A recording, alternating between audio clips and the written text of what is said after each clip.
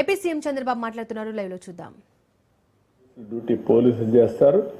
ఎవరైనా సరే ఒక పద్ధతి ప్రకారం ఉండాల్సిన అవసరం ఉందని చెప్పి కూడా మరొకసారి పోలీసులందరికీ విజ్ఞప్తి, రాష్ట్రం మొత్తం పోలీసు వ్యవస్థకే విజ్ఞప్తి చేస్తున్నాను. ఇటీవల నేను చూసినప్పుడు కొన్ని అయితే అతి నీచంగా దారుణంగా బిహేవ్ చేయడం, సోషల్ మీడియాలో ఇంకా కూడా అసభ్యంగా పెట్టడం, క్యారెక్టర్ అసాసినేషన్ చేయడం. నేను ఒకే మాట చెప్పాను, ఎన్డీఏ పార్ట్నర్స్ ఎవరు కూడా పెట్టాం. నేను ఎవరన్నా ఎన్డీఏ పార్ట్నర్స్ కూడా నాకు అది ఆమోదయోగ్యం కాదు. ఏదైనా సరే సోషల్ మీడియాలో పెట్టడం, లేకుంటే రౌడీజం చేయడం, లేకుంటే హత్యలు చేయడం ఎవరిని నేను యాక్సెప్ట్ చేయను. అదే సమయంలో తప్పు చేసిన వాడు మాత్రం తప్పించుకోలేడు. ఈ విషయం కూడా వీళ్ళు గుర్తుపెట్టుకోవాల్సిన అవసరం ఉంది. అదే మరి general law and order maintain చేయడం పెద్ద కష్టం కాదు. మనకు మెర్సిలెస్గా ఉంటాం.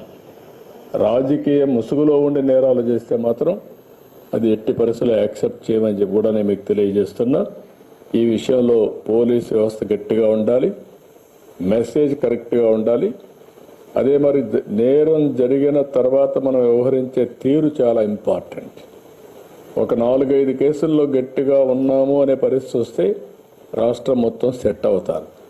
ఒకప్పుడు దేవాలయాలపైన దాడులు, ఎక్కడికక్కడ గందరగోళం, దొంగతనాలు అన్నీ పోయినాయి. ఎవడన్నా చేస్తే ఇమ్మీడియట్గా పట్టుకోగలుగుతున్నాం. దానిపైన మనం గట్టిగా యాక్షన్ కూడా తీసుకునే పరిస్థితికి వచ్చాం. ఇప్పుడు వైకుంఠ ఏకాదశి పర్వదినం ఇంకా 10 రోజులు ఉంటుంది. హెవీ క్రౌడ్స్ కూడా ఉంటాయి. దీనిపైన మీరందరూ అప్రమత్తంగా ఉండాలి. పోలీసు వ్యవస్థ అప్రమత్తంగా ఉండాలి. టీటీడీ కూడా ఇన్స్ట్రక్షన్స్ ఇస్తున్నాం. జీరో టాలరెన్స్, ఎక్కడ చిన్న ఇన్సిడెంట్ జరగడానికి వీలు లేదు. ఏ ఇన్సిడెంట్ జరిగినా చాలా ఫర్మ్గా కూడా ఉంటాం. అందరూ కూడా అప్రమత్తంగా ఉండాల్సిన అవసరం ఉంది. ఇంకో పక్క టెక్నాలజీని కూడా ఇప్పుడే నేను చూశాను. అనేది ఇక్కడ ఈ సీసీటీవీ కెమెరాలు పెట్టారు. అక్కడి నుంచి ఇన్ఫర్మేషన్ కూడా తెప్పిస్తున్నారు. దాన్ని ఇంకా కూడా నెక్స్ట్ లెవెల్కి తీసుకుపోవాల్సిన అవసరం ఇక్కడ కూడా చూపిస్తున్నాడు సుబ్రాయుడు ముందర పెట్టి. దీన్ని ఎక్కడెక్కడ జరుగుతూ ఉంది అవన్నీ కూడా పెట్టారు. That's a good thing. దీన్ని ఇంకా నెక్స్ట్ లెవెల్కి తీసుకెళ్దాం. ఇంటెలిజెంట్ పోలీస్ వ్యవస్థను పెడదాం.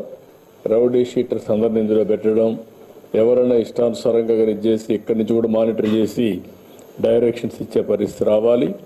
ఇప్పుడు పెట్రోలింగ్ కూడా మనం డ్రోన్స్తో చేసే పరిస్థితికి వచ్చాం. ఒకసారి డ్రోన్తో పెట్రోలింగ్ చేసినప్పుడు డాక్యుమెంటరీ ఎవిడెన్స్ వస్తాయి, విజువల్స్ వస్తాయి. విజువల్స్ వచ్చినప్పుడు ఆటోమేటిక్గా కంట్రోల్ కూడా వస్తారు. కేసు కూడా ఫర్మ్గా ఉంటుంది. ఆ విషయం కూడా వీళ్ళు గుర్తుపెట్టుకోవాల్సిన అవసరం ఉంది. ఇంకొక పక్కన మీరందరూ, నేను చాలాసార్లు చెప్పాను, టెక్నాలజీ బాగా ఉపయోగించండి. ఇన్విజిబుల్ పోలీస్ ఉండాలి, విజిబుల్ పోలీసింగ్ ఉండాలి. That is the direction I'm giving. ఎవడు తప్పు చేసినా తప్పించుకోలేమని భయం ఉంటే అందరూ కూడా కంట్రోల్లోకి వస్తారు. అల్టిమేట్గా తిరుపతిని నేరాలు లేని సిటీగా, ఒక ప్రశాంతమైన సిటీగా, ఆయన ఎంత గొప్ప నాయకుడైనా వాళ్ళ ఇంట్లో గొప్ప నాయకుడిగా ఉండమని, కానీ బజార్లోకి వస్తే మాత్రం చట్టపరంగా ఆయన కూడా బాధ్యత కలిగిన పౌరుడే. నోరు బారేసుకోవడం, ఇష్టానుసారంగా చేయడం ఇవి చేస్తే మాత్రం గవర్నమెంట్ కూడా గట్టిగానే ఉంటాం, చట్టపరంగా గట్టిగా ఉంటాం. వాళ్ళ పని వాళ్ళు చేయమనండి, మనకేం అబ్జెక్షన్ లేదు. కానీ గట్టిగా రౌడీజం చేస్తే పెద్ద నాయకులు అయిపోతారంటే కరెక్ట్ కాదు. ఇది గుర్తుపెట్టుకోవాల్సిన కోర్టు. నేను ఇక్కడే పుట్టా, ఇక్కడే పెరిగా. నాకు ఈ ప్రాంతంలో ప్రతి ఒక్క వీధి తెలుసు, ప్రతి ఒక్క సందు తెలుసు, ప్రతి ఒక్క ప్రాంతం తెలుసు.